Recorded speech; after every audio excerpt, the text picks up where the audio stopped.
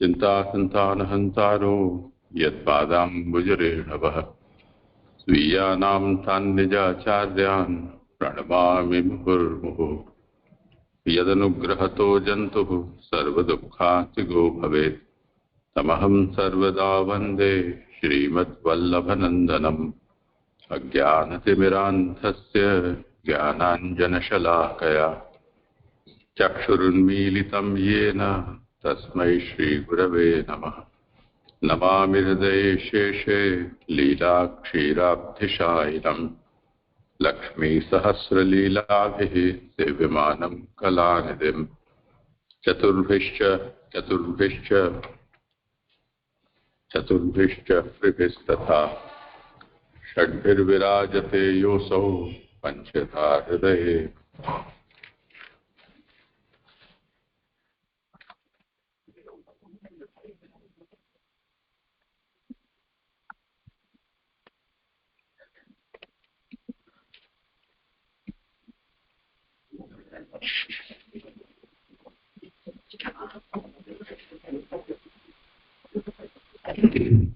कल ब्रह्मा जी के वरदान मांगने पर भगवान ने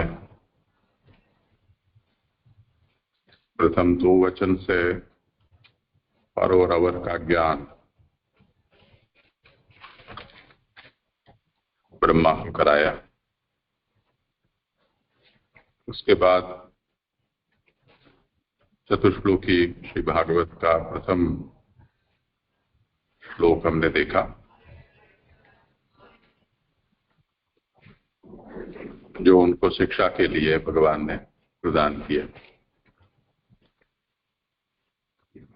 और उसमें ब्रह्मवाद का स्वरूप आपको ब्रह्मा जी को समझाया।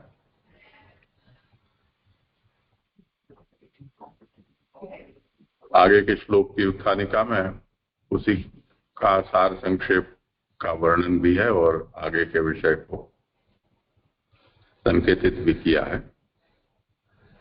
एवं तज्जलानिति हेतुम विविच्य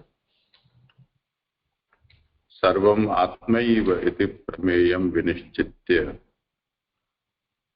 प्रमाण वैयर्थ्यम आशंक्य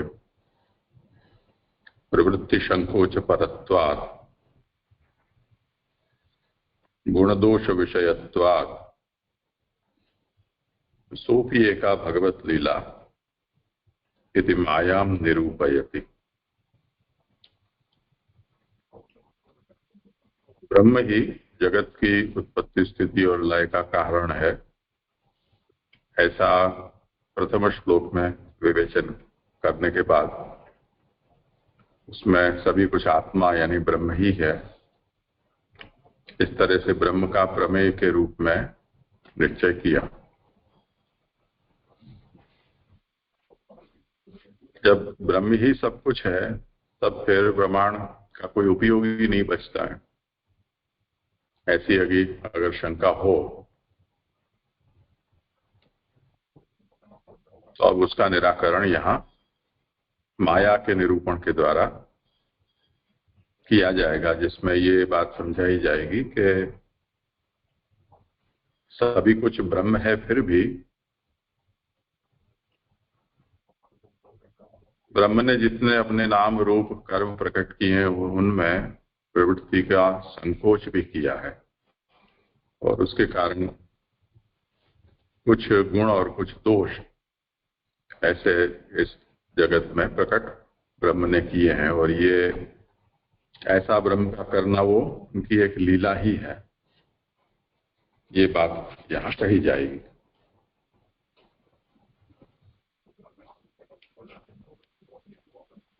वो कहते हैं प्रथम यत् प्रतीयेत, यही है ना,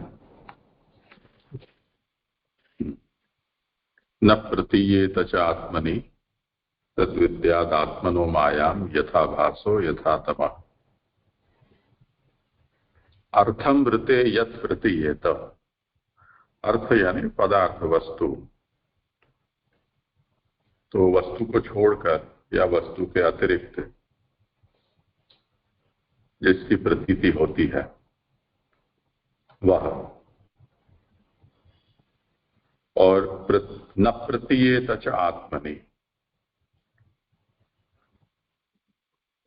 जो वस्तु स्वयं है उसकी प्रतीति जो नहीं होती है, तद विद्यान आत्मनो मायाम, वो उस आत्मा की माया है ऐसा समझो। यथा आभासो यथा तमः, जैसे आभास होता है, जैसे अंधकार होता है। वस्तु के बिना, श्लोकार्थ में कहा है, वस्तु के बिना ही जो कुछ समझ में आता है, और जो वस्तु ही समझ में नहीं आती, और आत्मा में भी जो कुछ का कुछ समझ में आता है और आत्मा समझ में नहीं आती, यह उस भगवान की माया शक्ति है।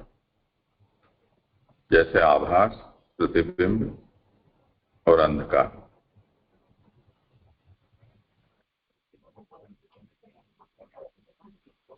तो ये जो प्रश्न उपस्थित हुआ था कि सभी कुछ ब्रह्म हो जाने के कारण अब कोई प्रमाण का उपयोग बचता ही नहीं है, सभी शास्त्र व्यर्थ हो जाते हैं, कोई साधन फल की व्यवस्था का भी कोई औचित्य बच नहीं जाता है।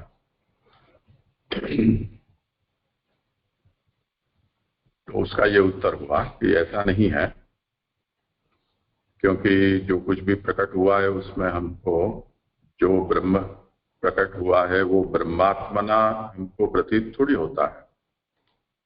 तो एक तो प्रतीति हमें इस बात को रोक देती है कि यह सब कुछ ब्रह्म है। दूसरा, जो प्रकट हुआ है उसमें भी कुछ संकोच ब्रह्म ने प्रकट किया है, यानी गुणधर्मों में कुछ न कुछ ऐसा तिरोभाव किया है जिसके कारण उसकी सच्चिदानंदात्मकता सर्वत्र प्रकट नहीं है, जिसके कारण तारतम्य हो जाता है। और ये सब कुछ भगवान की माया शक्ति से हो जाता है। यद वस्तु स्वरूपे अन्यथा प्रतिभासते तत् आत्मानां जीवानां व्यामोहिका या माया पूर्वम निरूपिता तस्याः कृत्यम्। हमें जो वस्तु दिखलाई देती है उसमें वस्तु के अतिरिक्त जो अन्यथा प्रतिभास होता है वो इस जीव को व्यामोह करने वाली माया है, जिसका पूर्व में निरूपण किया गया है। उसी का ये प्रभाव है, यानी उस माया के कारण ही हमें जो वस्तु जैसी है ऐसा उसका हमें ज्ञान नहीं होता है, उससे अन्यथा ज्ञान होता है। साही जीवम व्यामोहित्वा तत्संबंधिनम अंतःकरण बुद्ध्यादिकम अपि व्यामोहयति। ये जो माया है वो जीव को व्यामुग्ध करती है, और उसके बाद जीव से संबंधित जो अंतःकरण बुद्धि आदि हैं उनमें भी वो व्यामोह कर देती है। तया व्यामोहिता बुद्धि ही पदार्थं अन्यथा मन्यते। तो इस प्रकार से उस माया से व्यामुग्ध हुई जो बुद्धि है वो पदार्थ को अन्यथा मानने लगती है। न तो पदार्था अन्यथा भवन्ति। यहाँ ध्यान देने का विषय ये है कि पदार्थ अन्यथा नहीं हो जाते हैं, परंतु बुद्धि उनको अन्यथा मानने लग जाती है। बुद्ध्यर्थ में वही प्रमाणानि साधनानि च। अब माया से व्यामुक्त बुद्धि क्योंकि उल्टा पुल्टा समझने लग जाती है, तो उस व्यामुक्त बुद्धि को ठिकाने लाने के लिए ही प्रमाण और साधन प्रकट होते हैं। कानिचित बुद्धि जनित दोष निवर्तकानि, कानिचित गुणाधायकानि। कुछ प्रमाण, कुछ साधन बुद्धि से पैदा हुए जो दोष हैं उनका निवारण करने का काम करते हैं, और कुछ उसमें गुणाधान करने का काम करते हैं। प्रमाण और साधनों से दोष का निवारण और गुणाधान ये हो जाता है।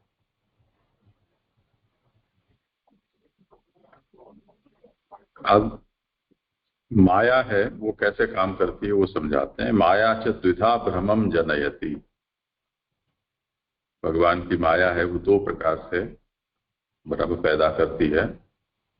एक है विद्यमानम न प्रकाशयति, जो हमारे सामने है उसको उसकी प्रतीति नहीं होने देती।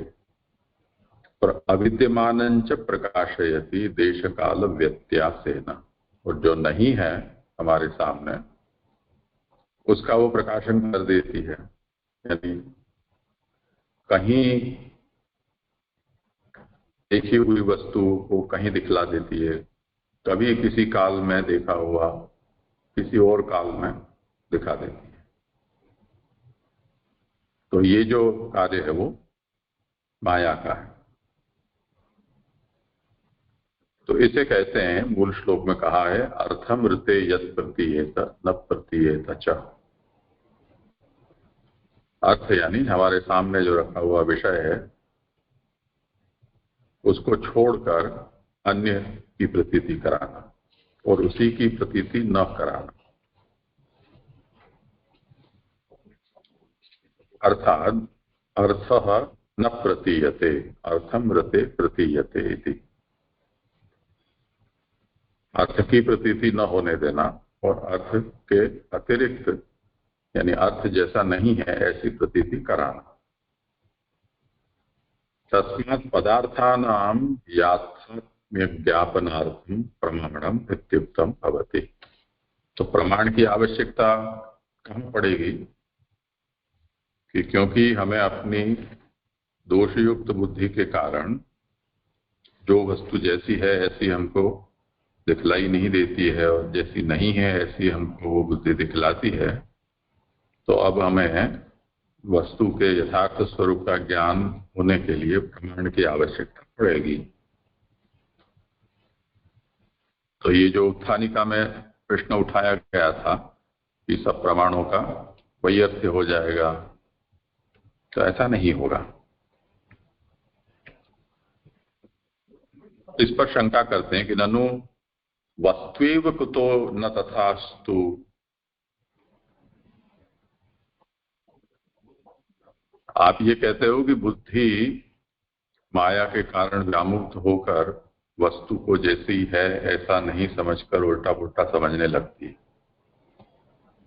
और ये माया है और माया के कारण पैदा हुई ये भ्रांति है। पर इसके बजाय ऐसा क्यों नहीं मान लेते हो कि वस्तु ऐसी ही है? क्योंकि जिसको पूछोगे सबको एक सा ही दिखता है। एक आदमी भ्रमित हो, दो भ्रमित हो, 25 भ्रमित हो,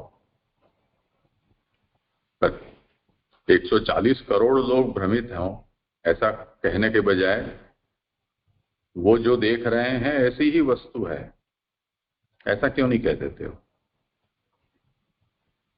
तो कैश्चित वादिभिर जगतो मायिकत्व स्वीकारादिति चेत। शंका करने वाला कहते हैं कि बहुत लोग ऐसा कहते भी हैं कि ये जगत मायिक है, यानी माया के द्वारा पैदा किया गया है, तो ऐसा होना स्वाभाविक है, तो उसको जैसा है ऐसा ही मानो ना। तो आचार्य कहते हैं कि भवेदेतदेवं यदि विचारे पर्यवस्यति। अगर विचार करने पर हमें जगत मायिक प्राप्त हो तो ऐसा माना भी जा सकता है, जैसे आप कह रहे हो या मायावादी बोल रहे हैं।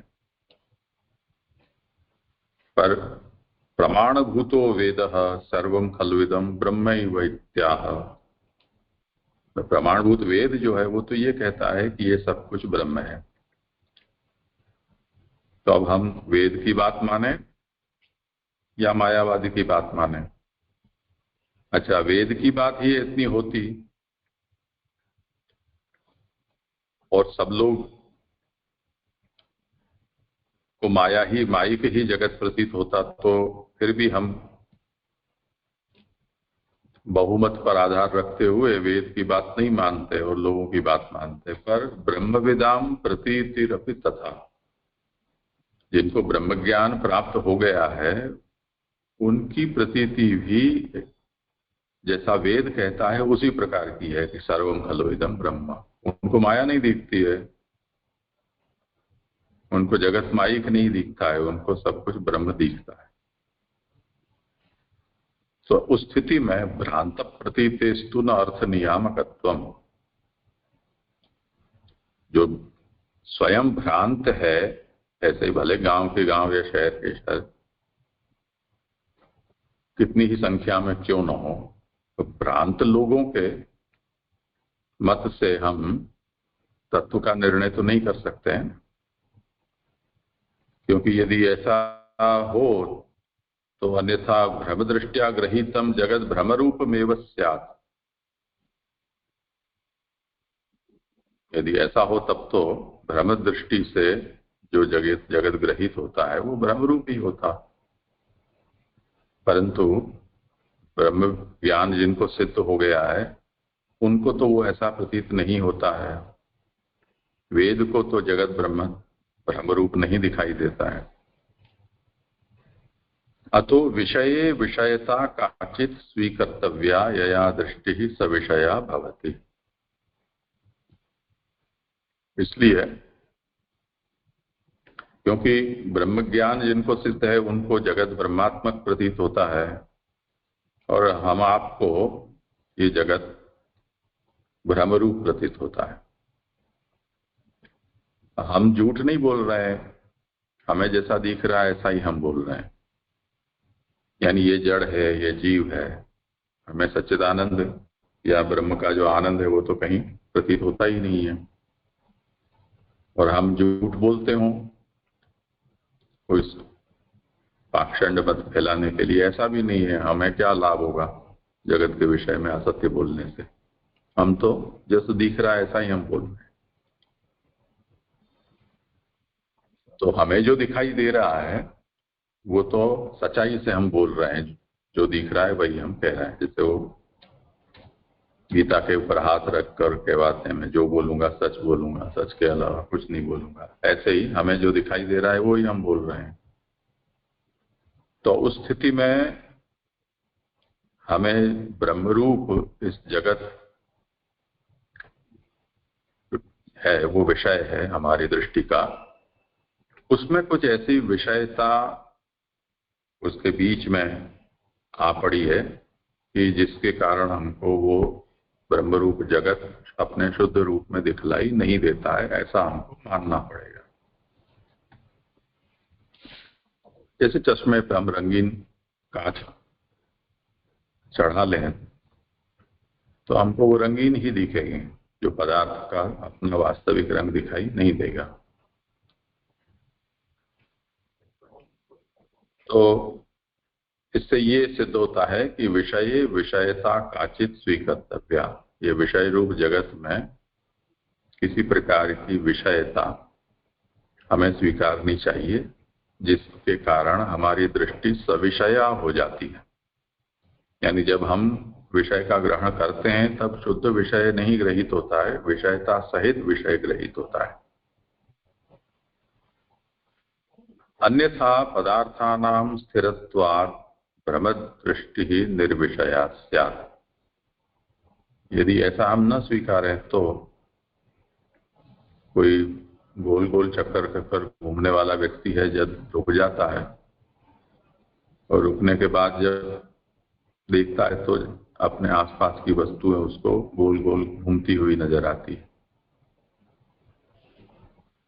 पर घूमते हुए उसने घूमने के बाद जो देखा, उससे पहले देखा था तब तो वो सब स्थिर थे।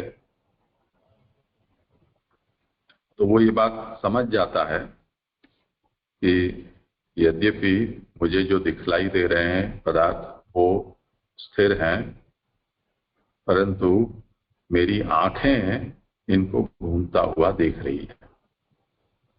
तो आंखें जो घूमता हुआ देख रही है वो कहां से उसको दिखाई दे रहा है? तो इस उदाहरण से महाप्रभु कहते हैं कि हमें विषय और विषय को देखने वाले के बीच में एक विषयता सृष्टि माननी चाहिए। अतो अन्यत्रैव सिद्धं भ्रमे मायया पुरस्थिते विषये समानीयते। इसलिए जिसको भ्रांति हो रही है वो कहीं किसी बार किसी काल में किसी स्थान में जो देखा हुआ विषय है वो विषय को माया से अभी हमारे सामने खुद के सामने लाकर और उसको वो देखता है और उसके कारण उसको विषय का यथार्थ ज्ञान नहीं होता है। जैसे रज्जु सर्प के उदाहरण में, तो दृष्टनुरोधित्वात् तस्याः, ये जो विषयता माया के द्वारा लाई जाती है वो दृष्टनुरोधी हो जाती है। अतो यथाधिकारम जीव सृष्टिम पुरस्कृत्य व्यामोहिकया मायया व्यत्यासेन पदार्थाः संपाद्यन्ते। इसलिए जिस व्यक्ति का जैसा अधिकार है, योग्यता है, उसके अनुसार जीव सृष्टि को आगे करके ये जो व्यामोहिका माया है उसके व्यत्यास से पदार्थों का संपादन किया जाता है। व्यत्यास से का मतलब कहीं का कहीं लगा देना। एवं सर्वत्र जगति सा बुद्धि भ्रमम जनयति अन्यत्र अन्य विषयताम संपादयति। इसी तरह ये जो माया है वो सर्वत्र जगत में बुद्धि भ्रम पैदा कर देती है और कहीं की कहीं विषय में विषयता को लाकर रख देती है। इसमें जो विषयता है वो मायाजन्या। ये विषयता को अंतराली की सृष्टि कहा जाता है। अंतराली की यानी हमारी दृष्टि, हमारी बुद्धि एक ओर है, सामने ये प्रपंच, जगत प्रपंच है, उसके बीच में एक विषयता रूपा सृष्टि है, तो वो मायाजन्या है। और विषयो भगवान, जो जगत प्रपंच है वो तो भगवत रूप है। ऐसी स्थिति बनती है। अब मायायाम एव विषयता रूपम भगवतः स्वरूपम प्रकटितम इति।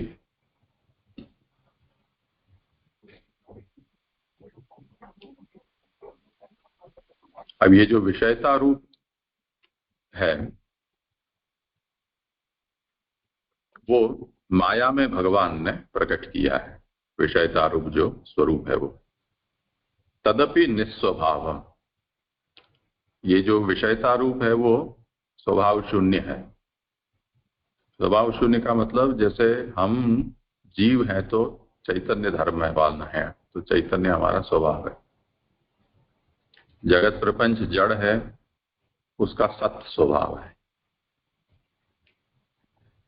तो हम दोनों का, जड़ और जीव दोनों का अपनी अपनी कुछ न कुछ स्वभाव है, पर ये जो विषयता रूप है वो निस्वभाव है। निस्वभाव होने से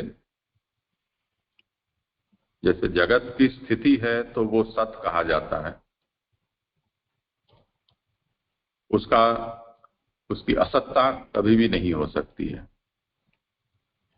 पर ये जो विषयता रूप है वो ज्ञान से निवर्त्य होती है, तो प्रतीति के काल में ही उसकी अवस्था है माया के कारण, अन्यथा उसकी सत्ता नहीं रह जाती है। इसलिए उसको निस्वभाव कहा है। जो वस्तु का अपना स्वभाव होता है तो उसका निवर्तन संभव नहीं है। तो वो बताते हैं कि तदपि हाँ,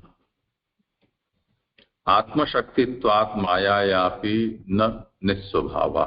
अब इसमें जो जगत है वो निस्वभाव नहीं है, उसका जैसे सद्रूप स्वभाव है, इसी तरह जो माया है वो भगवान की शक्ति है, तो शक्ति होने के कारण वो भी निस्वभाव नहीं है।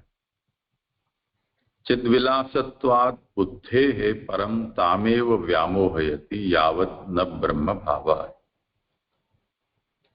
ये चैतन्य का विलास है, और जब तक जीव को ब्रह्म भाव सिद्ध नहीं हो जाता है तब तक वो उसका व्यामोह करती है। जैसे ही ब्रह्म भाव सिद्ध हुआ तो ब्रह्म भाव का मतलब होता है तिरोहित आनंद का प्रकट हो जाना। तो वो आनंद है, वो ब्रह्म धर्म है। ब्रह्म धर्म जिस समय प्रकट हो जाता है तब फिर माया का प्रभाव उस जीव के ऊपर नहीं रह जाता। तो जब तक वो ब्रह्म धर्म प्रकट नहीं होता है तब तक ही वो जीव को माया मुग्ध करती है। सा ही भगवदीयैः सर्वैरेव पदार्थैः विरुध्यते ते ही भगवद विषयकम ज्ञानम जनयति। तो ये जो व्यामोहिका माया है वो भगवदीयैः सर्वैरेव पदार्थैः विरुध्यते, भगवदियों के द्वारा सभी पदार्थों से वो विरोध करते हैं, क्योंकि ते ही भगवद विषयकम ज्ञानम जनयन्ति, वो तो भगवद विषय ज्ञान को पैदा करते हैं। तो विषयता जनितम ज्ञानम भ्रांतम विषय जनितम प्रमा इति। इससे ये सिद्ध हुआ कि जो ज्ञान विषयता से जनित है वो तो भ्रांत ज्ञान होता है, और जो ज्ञान विषय जनित है वो प्रमा ज्ञान होता है। एवं यथा जगति आत्मन्यपि तथा, जैसे ये बात जगत के विषय में है, आत्मा के विषय में भी यही सिद्धांत है। तो उसे कहा गया है आत्मनि, मूल में जो कहा है ना, न प्रतीयेत च आत्मनि, कि जैसे अर्थ से भिन्न जो प्रतीति कराती है और अर्थ की प्रतीति नहीं कराती है, और इसी तरह आत्मा की प्रतीति नहीं कराती है, आत्मा से पृथक पदार्थ की ही प्रतीति कराती है, उसे तुम मेरी माया जानो। तो अब आत्मा के विषय में भी माया यही काम करती है। क्या करती है? आत्मनि च विद्यमानम न प्रकाशयति, आत्मा के विषय में भी वो जो विद्यमान आत्मा है उसका प्रकाशन नहीं करने देती है, और अविद्यमानम प्रकाशयति, जो नहीं है उसका वो प्रकाशन करती है। उस पर ये प्रश्न करते हैं कि ननु सर्वजनीन प्रतीत्यनुरोधेन जगद रूपोयम विषयो ब्रह्मणो भिन्न एव कुतो नांगीक्रियते। जो पहले हमने ये आशंका उठाई थी कि इस प्रकार की जो प्रतीति है पदार्थ से अन्य विषय की प्रतीति, ये तो सार्वजनीन प्रतीति है, यानी एक दो लोगों की बात नहीं है, सभी लोग इसी प्रकार से देख रहे हैं। तो सभी जनों की प्रतीति का अनुरोध से जगद रूपोयम विषयो ब्रह्मणो भिन्न एव, ये इसको तुम ब्रह्मरूप मानते ही क्यों? ये जगत से, जगत रूप एक ब्रह्म से अलग ही विषय है। जैसे भेदवादी मानते हैं कि ब्रह्म अलग वस्तु है, जगत अलग वस्तु है, जीव अलग वस्तु है, ऐसे मान लो ना, तो ये झंझट खत्म हो जाएगी। तो ऐसा क्यों नहीं मान लेते हो? तो कहते हैं कि नहीं, तद्विद्याद आत्मनो मायामिति, कि तुम उसे आत्मा की माया समझो, क्योंकि यस्मात् कारणात् अविद्यमानमेव बोधयति विद्यमानम न बोधयति तस्मात् कारणात् ताम मायामेव विद्यात्। क्योंकि जो विद्यमान है, जो है, उसका वो बोध नहीं करने देती है, और जो नहीं है उसका वो बोध कराती है, इसलिए उसको माया ही कहना पड़ेगा, उसको पृथक पदार्थ नहीं माना जा सकता है। जैसे समुद्र किनारे पर खड़े हुए आदमी को सूर्यास्त होने पर सबको यही दिखाई देता है कि समुद्र में सूर्य डूब गया। इसी तरह क्षितिज पे सुबह उठकर सूर्योदय देखते हैं तो वो यही देखता है कि क्षितिज से सूर्य का उदय हुआ। रेल की जो पटरियां हैं वो कोई भी देखेगा तो उनको मिलती हुई ही दिखाई देगी। तो ये तो सार्वजनिक प्रतीति है, यानी इसका कोई अपवाद नहीं होगा कि जो एक कहेगा कि हाँ नहीं मिल रही है। तो क्या हम इन सार्वजनिक प्रतीति के आधार पर पदार्थ का निर्णय करेंगे कि पानी में समुद्र में डूबता है सूर्य? तो ये कोई लोकशाही थोड़ी है कि बहुमत जो कहे उसको मान लो। सत्य के निर्धारण में बहुमत तो लघुमत नहीं देखा जाता है। तो जो वस्तु कहती है, जो वस्तु है वो ही उसको हमें मानना पड़ता है। तो वो कहते हैं कि इसको माया ही समझना चाहिए। नहीं विषय चक्षुर्वा जड़म नियत स्वभावम अन्यथा प्रतीति हेतुर्भवति। अब कहते हैं कि ये जो विषय है,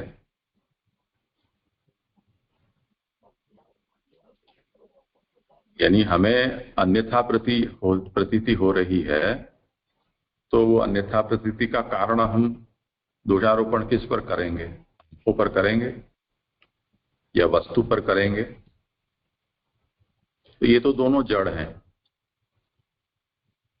विषय खुद जड़ है, तो वो तो ये वंचना करने की बुद्धि तो उसमें नहीं है कि ये व्यक्ति को मैं ऐसा दिखूं।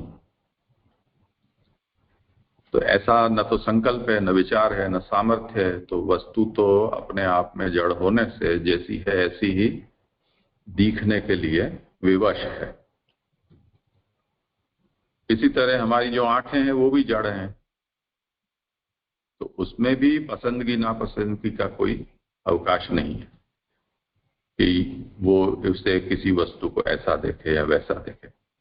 तो नियत स्वभावम, इन सब का स्वभाव नियत है, और उसके कारण अन्यथा प्रतीति यानी जो वस्तु जैसी नहीं है ऐसी दिखाना, ऐसा इनके बस में नहीं है।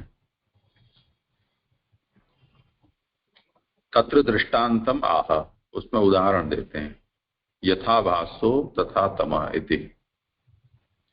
आभास और तमस यानी अंधकार, उसका उदाहरण देते हैं कि यया द्विचंद्राद्याभासो माययैव जन्यते। जैसे हम आंख को ऊपर से थोड़ा सा दबाते हैं तो एक ही वस्तु दो दो दिखलाई देने लगती है।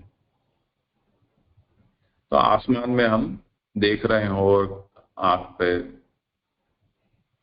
उंगली रख दी और दबा दी जरा सी, तो हमको दो चंद्र देखने मिलते हैं। इसी तरह जलाशय आदि में भी उनका जल का प्रतिबिंब पड़ता है, उससे भी हमें चंद्र के दो होने के आभास हो जाते हैं। तो क्या चंद्र दो थोड़ी होते हैं?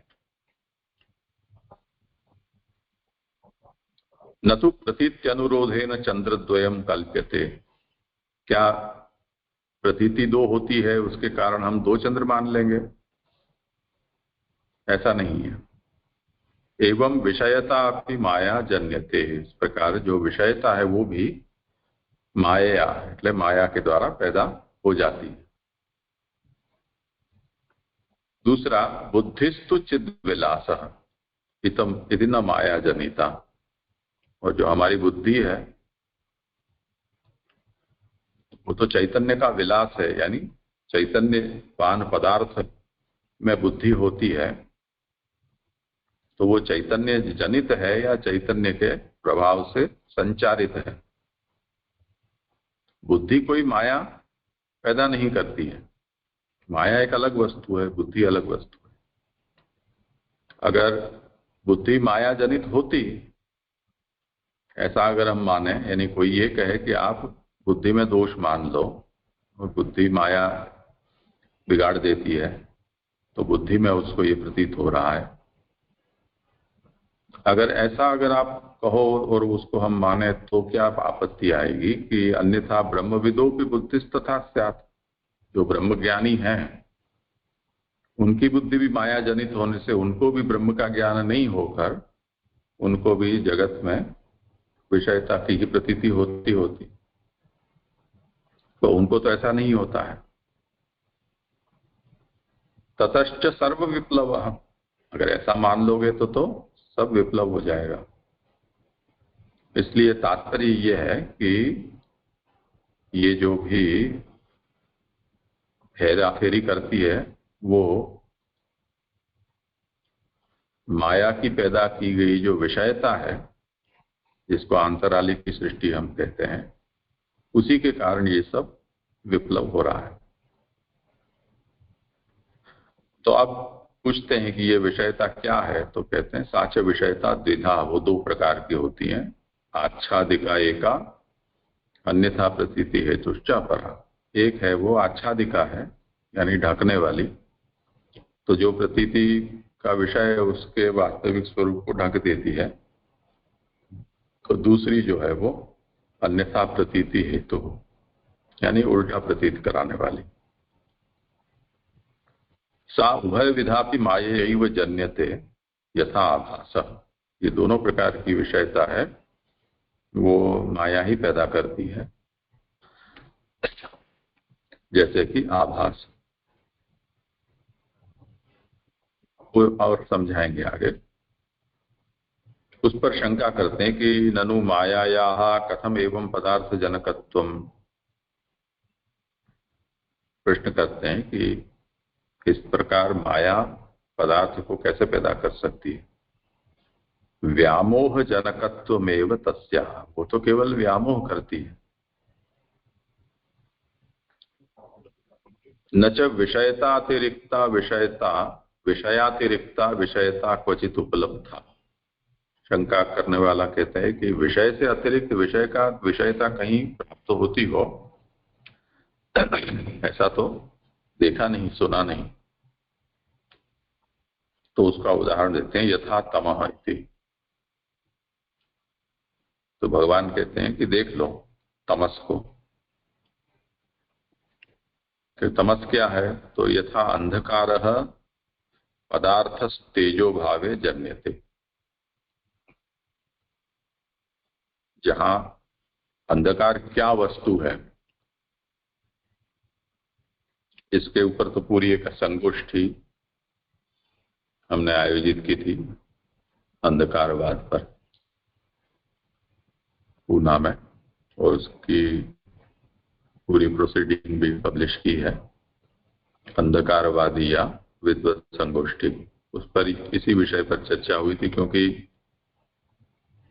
विश्व के सभी दार्शनिकों ने, तत्वचिंतकों ने अंधकार के ऊपर अपने अपने विशिष्ट मत उनके हैं, और आचार्य चरणों का अपना भी एक वेदानुसारी मत है जो यहाँ पर कहा जा रहा है। तो अब वो यहाँ उस विस्तार में तो अभी जाना संभव नहीं है, पर यहाँ केवल सिद्धांत क्या है वो समझा रहे हैं कि अंधकार क्या है। अंधकार अपने आप में कोई वस्तु है या प्रकाश का नहीं होना अंधकार है। क्योंकि हमारी प्रतीति तो यही है कि इस समय रात्रि है, बिजली में हम बैठे हुए किताब पढ़ रहे हैं, अभी बत्ती बंद कर दोगे तो अंधकार हो जाएगा, चालू करोगे तो प्रकाश हो जाएगा, अंधकार चला जाएगा। तो हमारी प्रतीति तो हमको यही कहती है कि तेजो भाव, प्रकाश का न होना ही अंधकार है, एब्सेंस ऑफ लाइट, वो अंधकार है।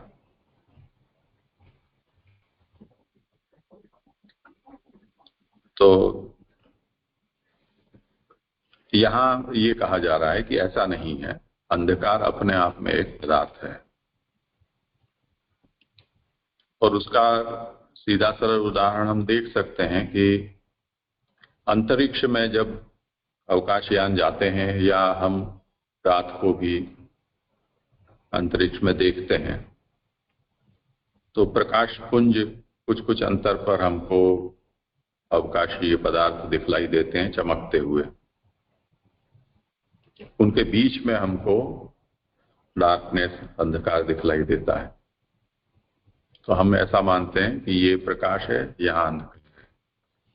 जहाँ प्रकाश नहीं है वह अंधकार है, जहां अंधकार है वहां प्रकाश नहीं है। पर जो भी इस बात को जानता है कि प्रकाश को जब तक कोई अवरोध नहीं करता है तब तक वो प्रकाश अपनी यात्रा जारी रखता है।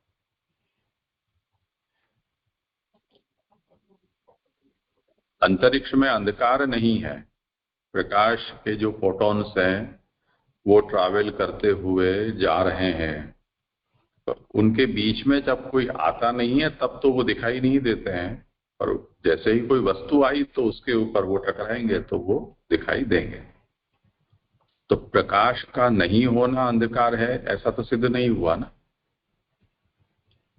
तो जो एम्प्टी स्पेस है या जो डार्कनेस हमको दिखाई दे रही है वहां भी कई सैकड़ों लाखों करोड़ों अरबों अवकाशी तारों की प्रकाशें या फोटॉन्स हैं, वो सब वहां से जा रहे हैं, फ्लो कर रहे हैं, भरा पड़ा हुआ है उन फोटॉन्स से पूरा अंतरिक्ष। तो प्रकाश का अभाव ऐसा हम नहीं कह सकते हैं, अंधकार अपने आप में कोई एक पदार्थ है। तो यत्रैव तेजो भावस् तत्रैव अंधकारम जनयति माया। तो ये अंधकार क्या पदार्थ है? तो कहते हैं कि जहां तेज का अभाव है वहां अंधकार है ऐसा नहीं, वहां माया अंधकार को पैदा करती है। तो वो अंधकार एक पॉजिटिव एग्जिस्टेंस है, किसी वस्तु का होना है। अंधकार अपने आप में कोई एक पदार्थ है, तेजो भाव मात्र नहीं। इयमेव व्यामोहिका, यही तो माया का काम है, व्यामुक्त करना। अतएव दिवा भीतान प्रति न अंधकारम जनयति, ते तु तेजो भावमेव गृह्णन्ति। दिवा भीतान प्रति का मतलब जो उल्लू होते हैं, तो दिन में वो छुपे रहते हैं, रात में बड़े ही फुर्तीले होके, और यानी हमारी रात होती है उनका दिन होता है, और हमारा दिन होते ही उनकी रात हो जाती है।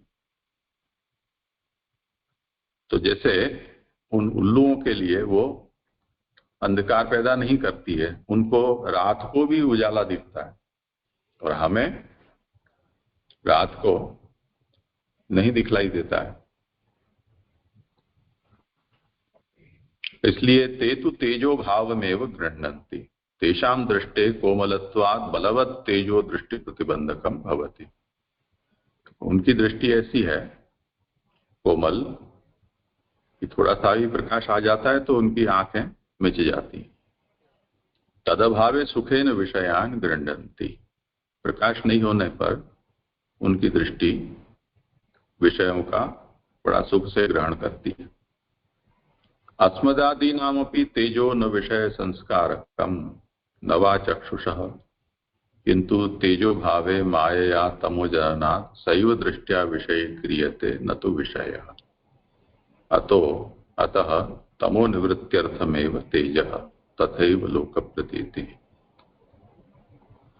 तो कहने का तात्पर्य ये है कि ये जो आशंका उठाई गई थी कि माया किसी पदार्थ को पैदा करती है जिसके कारण हमको व्यामोह होता है, और उसे व्यामोह पैदा करने वाले माया जन्य जो पदार्थ है उसको विषयता के रूप में हमें मानना चाहिए। परंतु ऐसा मानने में ये समस्या है कि विषय से अतिरिक्त विषयता कहीं उपलब्ध नहीं होती है, तो हम कैसे माने कि विषयता माया के द्वारा पैदा की जाती है। तो उसके लिए आचार्य शरण कहते हैं कि भगवान यहाँ यथाभास और तमस का उदाहरण देकर कहते हैं कि विषय से अतिरिक्त विषयता है। तो वो इस उदाहरण से हमें समझना है। तो विषयात् भिन्नतया स्वात्मसात् क्रियते परिभ्रमणे तथा सिद्धे है।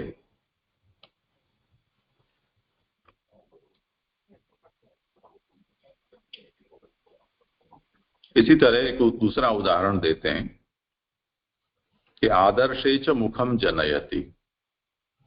ये जो तमस का जो है वो तो एक उपलक्षण के रूप में दिया है, यानी एक उदाहरण के तौर पर ये एक पदार्थ बताया है जो विषयता रूपा है।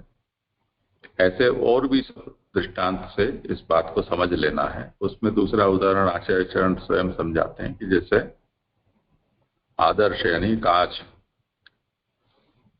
उसमें मुख पैदा होता है।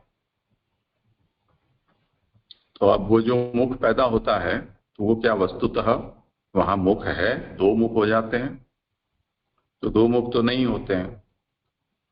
कुछ लोग ऐसा कहते हैं कि परावृत्तम चक्षुः मुखमेव गृह्णाति मंतव्यम, यानी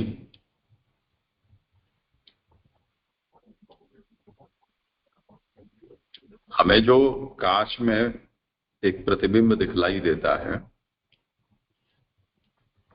वो परावृत्त चक्षु यानी उल्टे आते हुए जो हमारी आंखें हैं वो हमारे मुख को वहां पर देख रही है।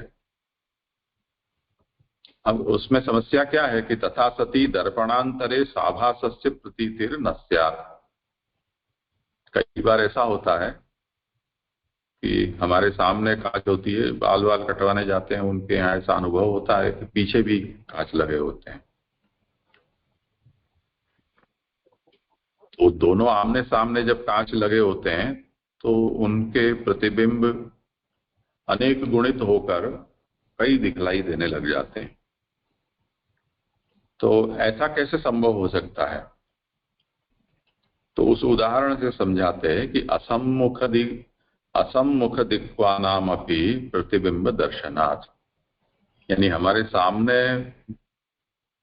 कांच है, हम उसके सामने खड़े हैं और वहां हमें अपने प्रतिबिंब की प्रतीति होती है, पर जहां हम सम्मुख नहीं है ऐसे स्थान पर भी हमको प्रतिबिंब की प्रतीतियां होती हैं। तो ये एक उदाहरण ऐसा है कि जिसमें ये हमारी या कांच के द्वारा पैदा की गई ये करामात नहीं है, परंतु कोई और प्रक्रिया यहाँ हो रही है। फिजिक्स के हिसाब से हम ये कहेंगे कि ये परावर्तन का प्रकार है, प्रकाश के रिफ्लेक्शन का है, कि जिसमें एक का दूसरे में तीसरा में करते हुए वो अनेक गुणित हो जाता है। वो कैलिडोस्कोप में हमें वो अच्छी तरह से समझ में आता है। मेले में वो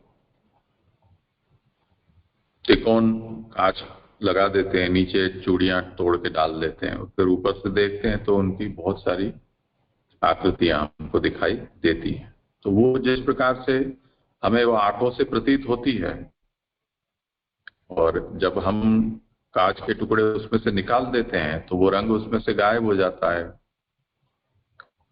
और सभी कांच के टुकड़े निकाल देने पर सब आकृतियां भी गायब हो जाती हैं। अब रखने वाला तो ये जानता है कि मैंने 5 टुकड़े ही इसमें डाले हैं, पर दिखलाई देते हैं 50, 100, 1000। तो ये तो वहां पैदा हो रहे हैं, उसी को तो आंख ग्रहण कर रही है। अगर वहां पैदा नहीं हुए होते तो आंख कैसे ग्रहण कर सकती? तो हमें मानना तो पड़ेगा ना कि हमारी आंख का जो संपर्क है वो वहां किसी विद्यमान पदार्थ के साथ हो रहा है। तो वो विद्यमान पदार्थ क्या है? जैसे विषयता को हम कहते हैं, ऐसा। तो ये विषयता को समझाने के लिए ये उदाहरण दिया है। तस्मात् दर्पणे, हाँ, तो इस तरह से दर्पणे मुख जननवत तेजो भावे जन अंधकार जननवत माया मोहित पुरुष बुद्धावपि विषयता द्वयम जनयति। जैसे दर्पण में मुख पैदा होता है, जैसे प्रकाश के न होने पर अंधकार पैदा हो जाता है, उसी तरह माया से मोहित जो पुरुष है उसकी बुद्धि में भी ये विषयता द्वय, यानी एक तो आच्छादिका और दूसरी अन्यथा प्रतीति हेतुभूता, ये 2 प्रकार की विषयताओं को माया पैदा कर देती है। और उससे क्या होता है, तो तत्र एका ब्रह्म रूपताम न प्रकाशयति एका तु जगद रूपा विषयता। तो जो आच्छादिका विषयता है वो जगत प्रपंच की ब्रह्म रूपता को प्रकाशित नहीं होने देती है, यानी जगत को ब्रह्म रूपत्वेन में प्रतीत नहीं होने देती। और जो दूसरी है वो जगत रूपा विषयता है। अब प्रमाण का उपयोग कहाँ रहा, तो कहते हैं तद उभय व्यावृत्त्यर्थम सर्वाणि प्रमाणानि इति भावः। जितने भी प्रमाण हैं वो सब ये दो प्रकार की जो माया है उनका निवारण करने के लिए है। इसलिए आभास में जो ये बात उठाई गई थी कि प्रमाण वैयर्थ्यम आशंक्यम प्रवृत्ति संकोच परत्वा, तो वो प्रमाण का वैयर्थ्य नहीं होगा। इन प्रमाणों से इन दो प्रकार की विषयताओं का निवर्तन होगा और उससे जो ब्रह्मरूप जगत प्रपंच है उसका यथार्थ ज्ञान हो पाएगा। ये विषय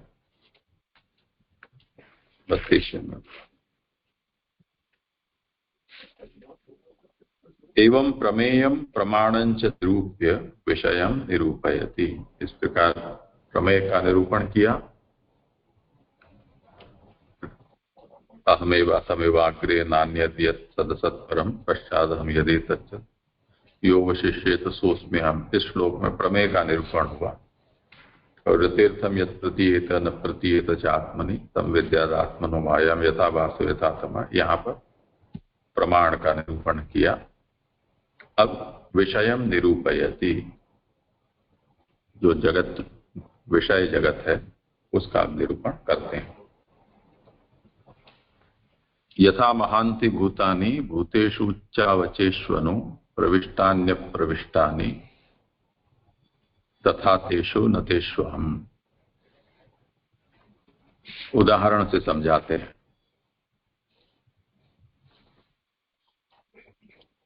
जैसे समस्त छोटे बड़े भौतिक पदार्थों में महाभूत उनके कारणभूत से प्रविष्ट होते हुए भी अप्रविष्ट है। भौतिक पदार्थ यानी भूतों से बने पदार्थ।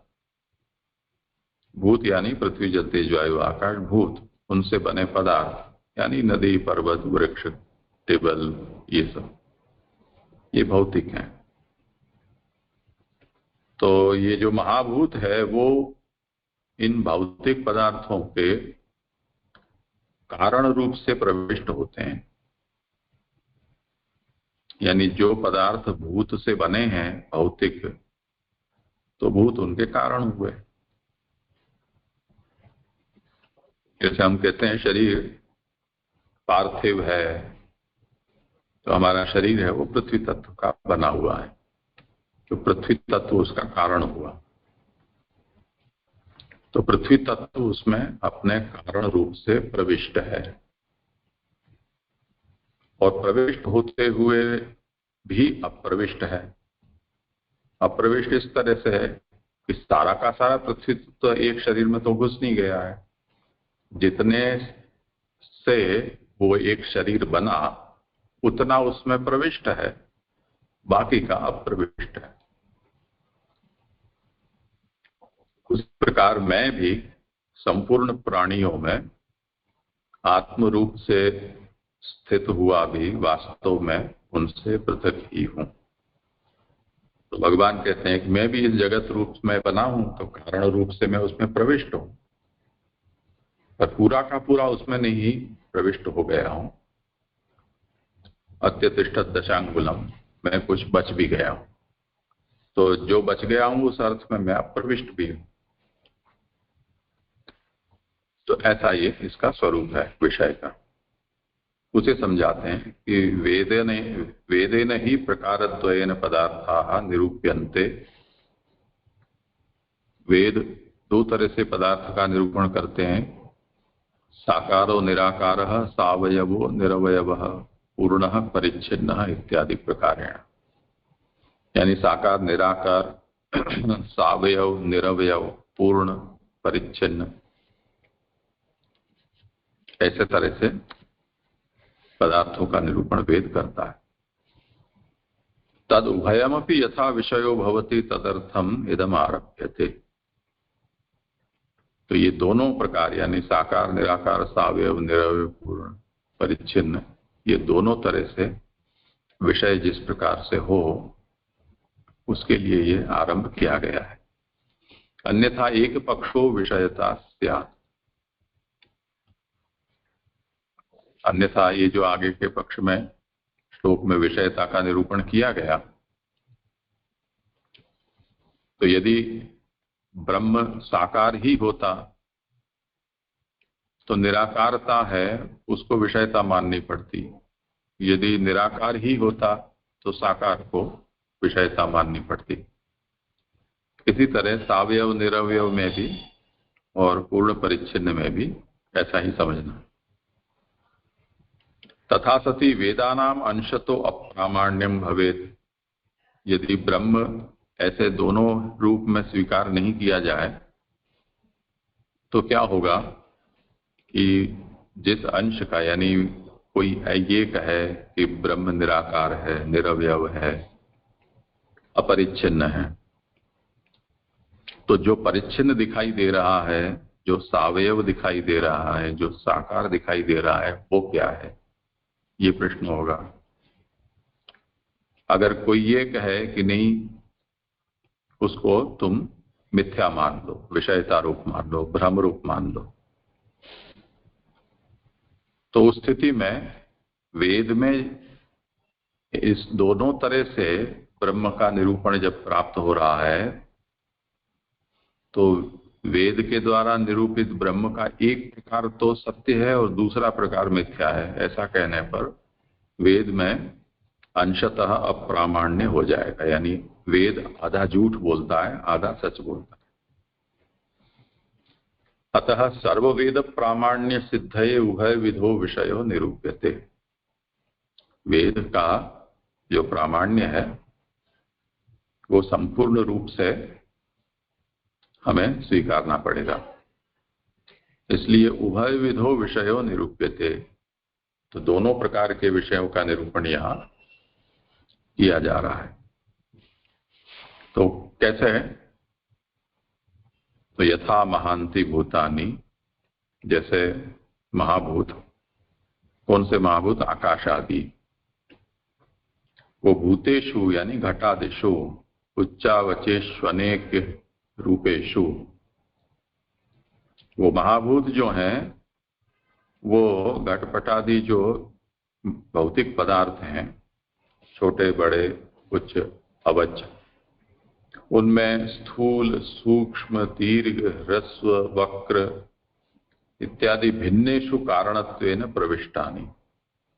जैसा जैसा जो भी पदार्थ है उसके रूप में वो महाभूत हैं, वो उसमें प्रविष्ट हुए हैं। पुनरनुप्रविष्टानि भवन्ति, एक बार प्रविष्ट हुए फिर से उसमें अनुप्रवेश वो करते हैं।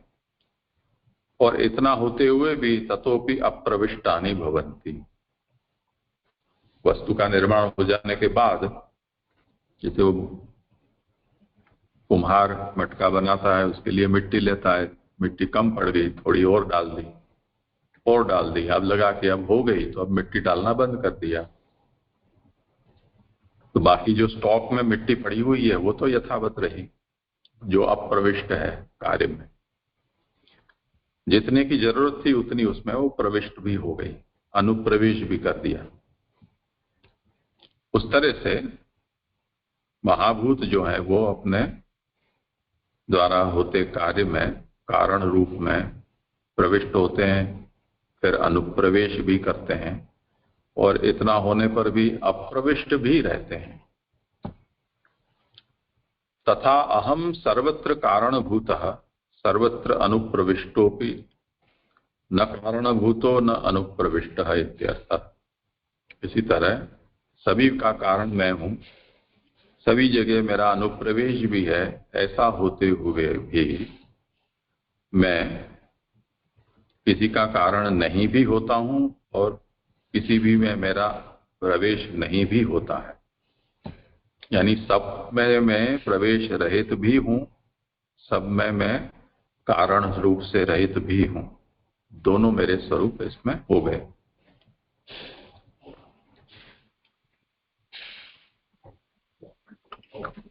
तेषु इति पुनर्वचनम वाक्यद्वय बोधार्थम। यहां जो तेषु न तेषु अहम प्रविष्टानि अप्रविष्टानि यथा तेषु न तेषु अहम, यहां दो बार जो तेषु पद का प्रयोग है वो यहां दो वाक्य के अर्थ में है, ये आचार्य शरण कहना चाहते हैं। अन्यथा नकारः पूर्व वाक्य एवं संबध्येत, अगर दो वाक्य न माने तो नतेष्वहम, इसमें ये जो नकार है उसका संबंध केवल पूर्व वाक्य के साथ ही मानना पड़ेगा। तो तात्पर्य क्या है कि कारणम ही कार्य अनुप्रविशति, जो कारण है वो कार्य में अनुप्रवेश करता है। जैसे मिट्टी है वो मटके में, कार्यंच कारणे समवेतम उत्पद्यते, और जो कार्य है वो कारण में समवेत होकर पैदा होता है। मतलब जब मटका पैदा होता है तब मिट्टी के सहित वो पैदा होता है। यहां उसका उदाहरण पट का देते हैं कि अन्यथा पटस्य निराधारतया उत्पत्ति स्यात् तथा सती नोत्पद्येत। जैसे कपड़ा बुनते हैं तो तंतु, उनके ताने बाने बुने जाते हैं और ताने बाने बुनते जाते हैं और कपड़ा बनता जाता है। अब कपड़ा जो बन जाता है तो कपड़ा किस में रहता है, तो तंतु में ही तो रहता है कपड़ा, उसके अलावा उसको उसका आधार होता नहीं है। तो यदि ऐसा माने कि तंतु से कपड़ा बना, अब कपड़ा रहेगा कहाँ, तो कहीं और रहेगा, तो ऐसा तो नहीं होता है। इसलिए यदि ऐसा मानेंगे तो उसकी उत्पत्ति निराधार होती है ऐसा मानना पड़ेगा, तब फिर वो पैदा ही नहीं हो पाएगा। और उत्पद्यमानम वा सर्वत्र उत्पद्येत, यदि तंतु के आधार के बिना ही पैदा हो जाए तो कहीं भी पैदा हो सकता है, पर ऐसा नहीं होता है। इसी तरह यथा घटो भगवान यथा शब्दः कुंभकार कृत्या प्राकृते एव घट उत्पद्यते विषयतावत्। इसी प्रकार सभी कार्य कारण के उदाहरणों में समझना है।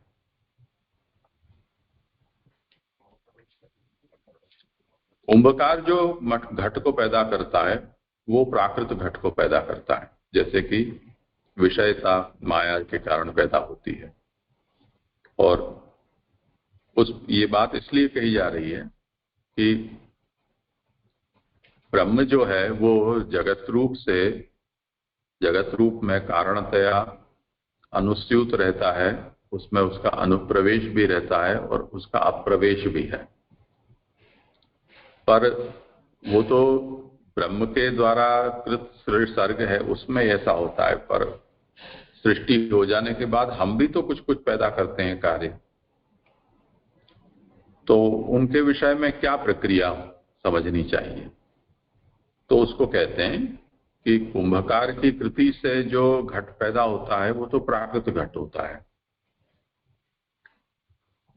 जैसे कि माया के द्वारा विषयता पैदा होती है उस प्रकार। और जो भगवत रूप है वो जो जगत यानी नित्य जो जगत है वो तो सदा सर्वदा रहता है। तो जो नित्य सदा सर्वदा रहने वाला है वो हमारी कृति के द्वारा मात्र अभिव्यक्त होता है। तो ब्रह्मा को जो ये बात हुई थी कि मैं कैसे ये कार्य कर सकता हूं, तो भगवान ने अपने श्रीअंग में अपने स्वरूप का दर्शन कराकर ब्रह्मा को वो जो नित्य सृष्टि है वो दिखाई। अब उसके बाद ब्रह्मा सृष्टि करेंगे, वो नित्य सृष्टि के पदार्थों की पुनः अभिव्यक्ति मात्र ही होगी, वो कोई नया पदार्थ नहीं सर्जने वाले हैं। इसलिए कहते हैं कि ननु भगवद रूप सिद्धत्वात् शब्दोपि ताल्वोष्ठपुट व्यापारेण उत्पद्यमानः सर्वत्रैव श्रोत्रेषु उत्पद्यते एवं निराधारः पटोपि भवेत् तथा सति तन्त्वाधारतयोत्पन्ने पटे यदि तंतुओं न प्रविशेयुः तदा पटे तंतु प्रतीतिर्न स्यात् जायमाना वा भ्रांता स्यात् अबाधितत्वाच्च न भ्रांता। जैसे हम जो शब्द होते हैं, शब्द नित्य होते हैं, पर हम जब बोलते हैं तब हमारे कंठ, तालु इत्यादि जो उच्चारण के स्थान हैं उनसे वो शब्दों की मात्र अभिव्यक्ति होती है, वो शब्द वहां नूतनतया पैदा नहीं होते हैं। उसी प्रकार ये जितना भी जो जगत है उसके भौतिक पदार्थ हैं वो सबके सब भगवत रूप हैं और वो तत्त स्थान में तत्त कर्ता के द्वारा उन भूत पदार्थों के द्वारा वो आविर्भूत मात्र होते हैं।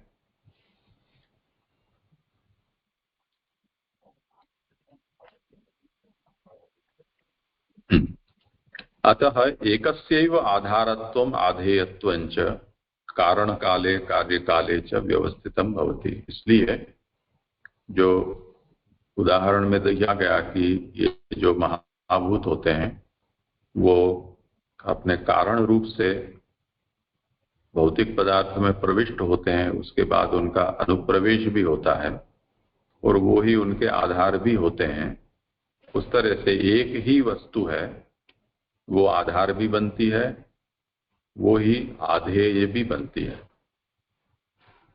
कारण काले कार्य काले च, तो जब वो अवस्था भेद से वो जब कार्य रूप बन जाती है तो आधेय बन जाती है, कारण रूप होती है तब उसका आधार बनती है। एवं महाभूतेषु त्रयम, इसी तरह ये जो महाभूत है उसमें भी ये तीनों बातें हम समझ सकते हैं। एक आधारत्व, दूसरा आधेयत्व और तीसरा विशेषतः आधेयत्व।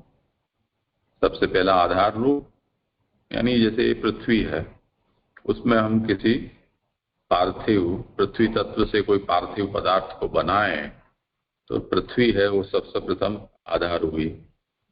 उसके बाद जो मिट्टी से हम मटका बना रहे हैं उस मटके को धारण करने वाला भाई तो वो मिट्टी पार्थिव तत्व ही है, और उसमें वो आकृति वाला जो मटका जिसमें जल भर सकते हैं वो उसका आधेय बनता है।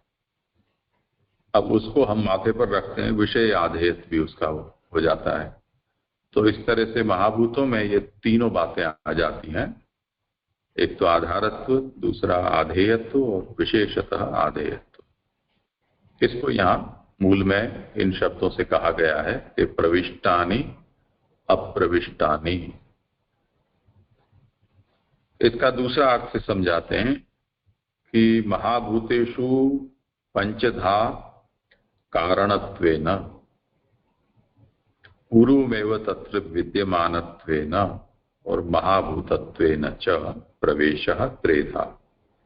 ये जो त्रिविधता है वो एक और प्रकार से भी कह सकते हैं कि पांच महाभूत हैं। ये पांचों महाभूत पृथ्वी जल तेज वायु आकाश पांच प्रकार से कारण रूप होकर होते हैं।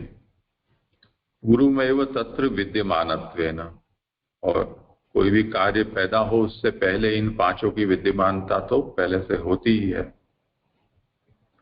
और महाभूतत्वेन च, और इनकी एक स्थिति है वो महाभूत के रूप में भी है।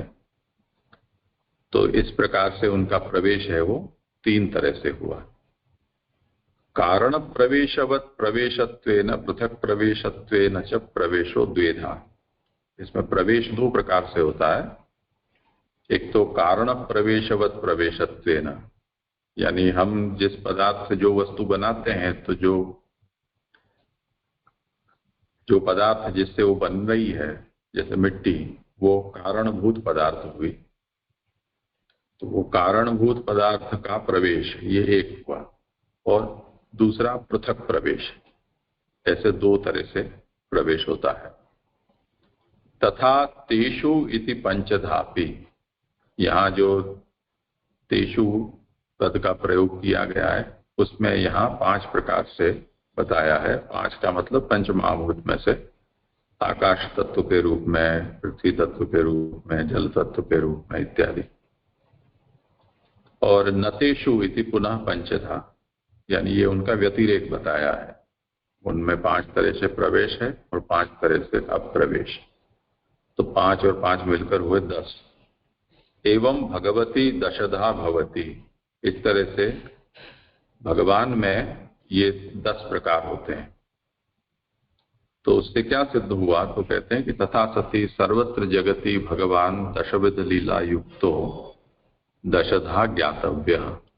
ये भगवान की सर्ग विसर्ग स्थान पोषण आदि ये जो 10विध लीलाएं हैं वो इस सर्वत्र जगत में भगवान की दशधा लीला युक्त होती हैं, ऐसा यहाँ समझाने का तात्पर्य है। तो भगवान ब्रह्मा को इस श्लोक के द्वारा ये समझाना चाहते हैं कि जैसे महाभूत अपने से बने भौतिक पदार्थों में प्रविष्ट भी होते हैं और प्रविष्ट होते हुए पूरे के पूरे उसमें नहीं प्रविष्ट हो जाते हैं, प्रविष्ट भी रहते हैं, उसी प्रकार ये सभी प्राणियों में भगवान आत्मा रूप में रहते भी हैं और साथ साथ उनसे वो पृथक भी हैं।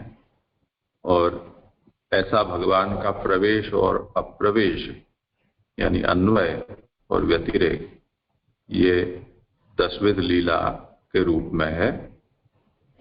तो सर्ग विसर्ग स्थान पोषण और ऊति ये प्रवेश के रूप में है। मन्वंतरी ईशानुकथा निरोध मुक्ति और आश्रय वो व्यतिरेक के रूप में है।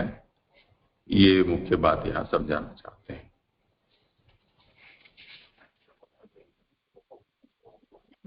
इनमें बहुत कुछ बातें तो इतनी कठिन नहीं है, पर जैसे कि आगे के श्लोक में जो विषय आया था जिसमें आभास और तमस के विषय में सुबोधिनी जी में जो समझाया गया वो विषय, और उस तरह से यहाँ अन्वय और व्यतिरेक में कुछ बातें जो बताई गई हैं प्रवेश और अप्रवेश की, वो थोड़ी अटपटी लग सकती हैं, पर उसका सार अगर समझ में आ जाता है तो पर्याप्त है। उस विषय में ज्यादा क्लेश नहीं करना चाहिए। अब आगे का जो विषय है